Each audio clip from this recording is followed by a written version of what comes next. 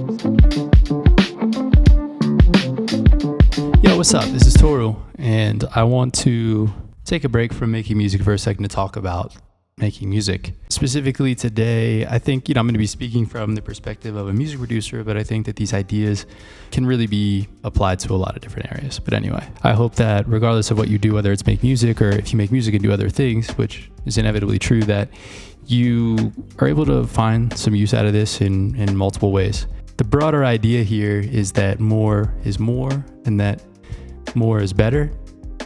And I want to talk about this specifically in the context of two examples. The first one is kind of around like plugins and all these tools that are available to us now as music makers, producers, engineers, etc.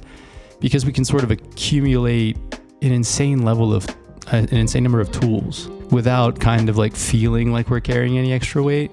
But I think there's sort of an element to all of that does have the ability to slow us down and actually prevent us from developing.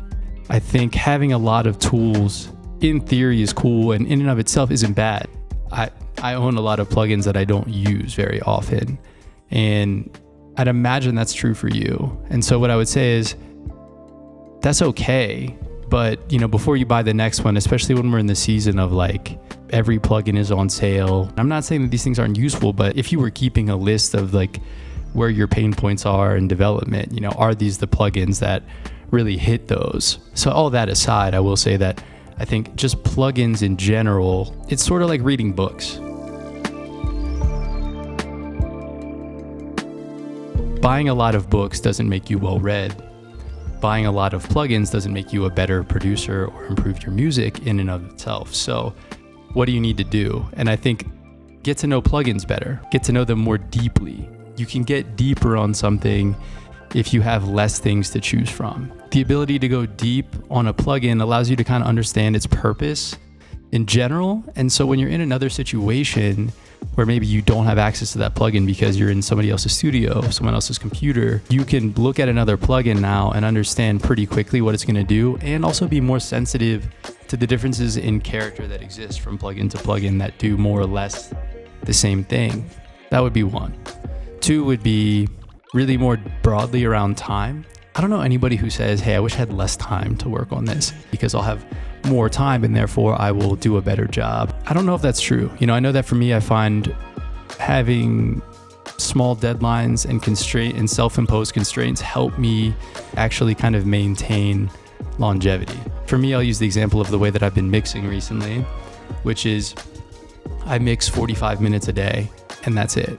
Why only 40? Could I get more done in 45 than if I worked for an hour and a half? Sure, in theory. And I would say in general right now, it's taking me about 5 or 6 of those sessions to mix a song. So that means in about a week, I mix a song. If I were to take the literal amount of time and just work for 5 or 6 hours in one day, would I, in theory, be done?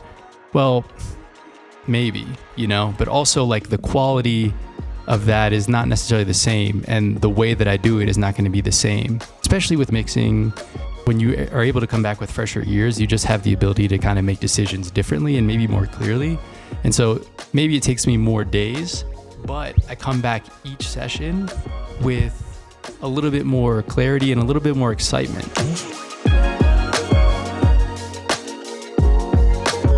Really, I think it applies to any work where you get into that zone and you feel like you could work forever and you're so excited to see it through.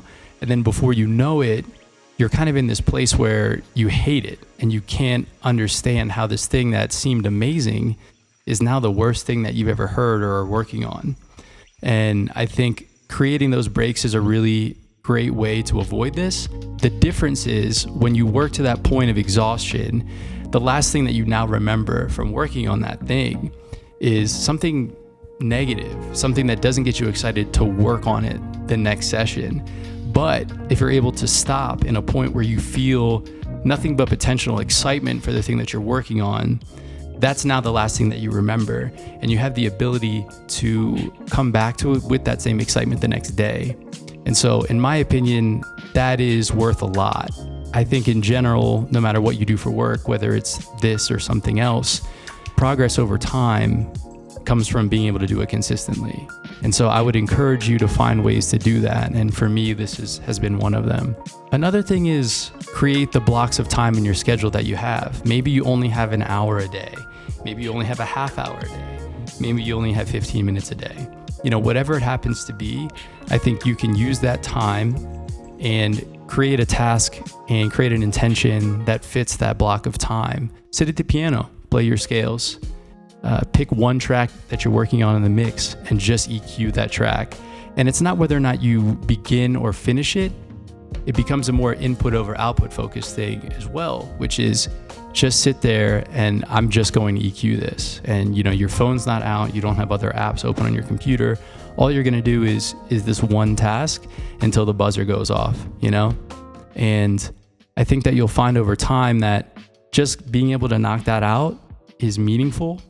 And two, that doing it tomorrow and the next day and the next day is like, you're gonna get more efficient.